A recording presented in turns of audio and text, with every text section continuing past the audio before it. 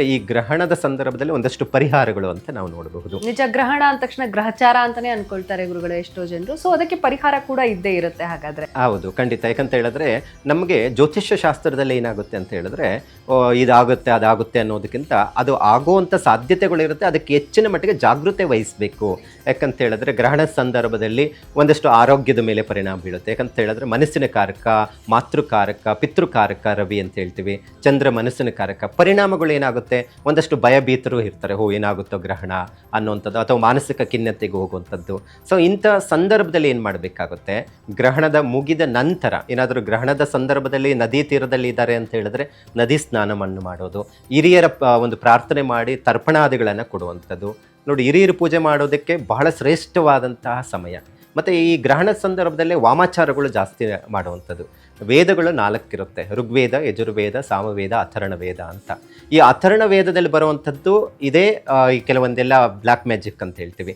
So ಮಾಟ ಮಂತ್ರಗಳು ಮಾಡ್ಕೊಳ್ಳೋವಂಥದ್ದು, ಮಾಡಿಸೋವಂಥದ್ದು, ಮತ್ತು ಕೆಲವೊಂದು ಸಿದ್ಧಿ ಮಾಡ್ಕೊಳ್ಳೋವಂಥದ್ದು. ಈ ಗ್ರಹಣ ಸಂದರ್ಭದಲ್ಲಿ ಯಾವ ಮಂತ್ರವನ್ನು ಸಿದ್ಧಿ ಮಾಡ್ಕೊತಾರೋ ಅಷ್ಟೇ ಫಲಗಳು ಪ್ರಾಪ್ತಿಯಾಗುತ್ತೆ ಅಂತ ಹೇಳುತ್ತೆ. ಮತ್ತು ಅದೇ ರೀತಿ ಹಿರಿಯರ ಪೂಜೆ ಮಾಡೋದಕ್ಕೂ ಅಷ್ಟೇ ಶ್ರೇಷ್ಠವಾದಂಥದ್ದು. ಹಿರಿಯರ ತರ್ಪಣವನ್ನು ಬಿಟ್ಟು ಹಿರಿಯರ ಪೂಜೆ ಮಾಡಿ ಸಮುದ್ರ ಸ್ನಾನವನ್ನು ಮಾಡಬೇಕು, ನದಿ ಸ್ನಾನವನ್ನು ಮಾಡಬೇಕು ಅಂತ ಹೇಳುತ್ತೆ ಶಾಸ್ತ್ರದಲ್ಲಿ. ಸೊ ಗ್ರಹಣದ ನಂತರ, ಸೊ ಗ್ರಹಣದ ಸಂದರ್ಭದಲ್ಲಿ ಜಪಕ್ಕೆ ಹೆಚ್ಚು ಮಹತ್ವವನ್ನು ಕೊಟ್ಟಿರುವಂಥದ್ದಿದೆ.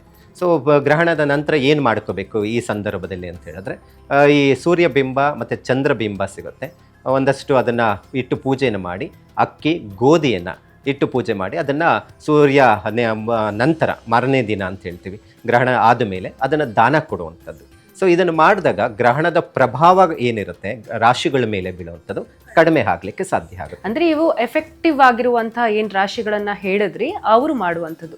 ಸಾಮಾನ್ಯ ಜನರು ಕೂಡ ಈಗ ಗ್ರಹಣದಿಂದ ಆಗುವಂತ, ಸಾಮಾನ್ಯವಾಗಿ ಗ್ರಹಣ ಆದ ನಂತರ ಕೆಲವೊಂದು ಶುದ್ಧಿ ಕಾರ್ಯಗಳನ್ನ ಮಾಡ್ತಾರೆ, ಮನೆಯಲ್ಲಾಗಿರ್ಬೋದು, ದೇವಸ್ಥಾನದಲ್ಲಾಗಿರ್ಬೋದು. ಆದ್ರೆ ಇದು ಅಷ್ಟೊಂದು ಎಫೆಕ್ಟಿವ್ ಆಗಿಲ್ಲ ಭಾರತದ ಮೇಲಂದ್ರೂ ಕೂಡ ಮಾಡಬೇಕಾಗತ್ತಾ, ಹೇಗೆ? ಇಲ್ಲ, ಯಾಕಂತ ಹೇಳಿದ್ರೆ ಗ್ರಹಣದ ಛಾಯೆ ಇದ್ದಾಗ ಮಾತ್ರ ನಾವು ದೇವಸ್ಥಾನಗಳನ್ನು ಬಾಗ್ಲಾಕಿರುವಂಥದ್ದು, ಮತ್ತೆ ಮನೆಯಲ್ಲೇ ಇತ್ತು ಅಂತ ಹೇಳಿದ್ರೆ ನೀರಿಗೆ ದರ್ಬೆ ಹಾಕುವಂಥ ಪದ್ಧತಿ, ಇವೆಲ್ಲವನ್ನು ಊಟ ಮಾಡಬಾರ್ದು. ಒಂದಷ್ಟು ಊಟವನ್ನು ಮಾಡಬೇಕಾದ್ರೆ ಗ್ರಹಣ ಪ್ರಾರಂಭ ಆಗೋ ಮುಂಚಿತವಾಗಿ 3 ಗಂಟೆಗಳ ಮುಂಚಿತವಾಗಿ ತಿನ್ನಬೇಕು ಅನ್ನೋಂಥದ್ದು ಒಂದಷ್ಟು ವೈಜ್ಞಾನಿಕ ಕಾರಣಗಳಿದೆ. ಇವತ್ತಿನ ಮಟ್ಟಿಗೆ ನಾವು ನೋಡ್ತಾ ಇದ್ದೀವಿ, ಗ್ರಹಣದ ಟೈಮಲ್ಲೇ ಊಟ ಮಾಡಿದ್ರೆ ಏನು ಅನ್ನುವಂಥದ್ದು ಯಕ್ಷ ಪ್ರಶ್ನೆ ಹಾಕಿರುವಂಥದ್ದು ನಾವು ನೋಡ್ತಾ ಇದ್ದೀವಿ. ಅಂದರೆ ಅಲ್ಲಿ ಊಟ ಮಾಡಿಬಿಟ್ರೆ ಏನೂ ಆಗ್ಬಿಡುತ್ತೆ ಅಂತೇನಿಲ್ಲ, ಅಂದರೆ ಜೀರ್ಣಶಕ್ತಿಗೆ ಕಷ್ಟ ಆಗುತ್ತೆ ಅನ್ನುವಂಥದ್ದು ಒಂದು ಕಾರಣ. ಈಗ ರಾತ್ರಿ ಊಟ ಮಾಡೋದು ಲಘು ಆಹಾರ ಆಗಿರುತ್ತೆ, ನೀವು ಯಥೇಚ್ಛವಾಗಿ ಊಟ ಮಾಡಿಬಿಟ್ರೆ ಜೀರ್ಣ ಆಗುವಂಥದ್ದು ಇರೋದಿಲ್ಲ ರಾತ್ರಿ ಕಾಲದಲ್ಲಿ.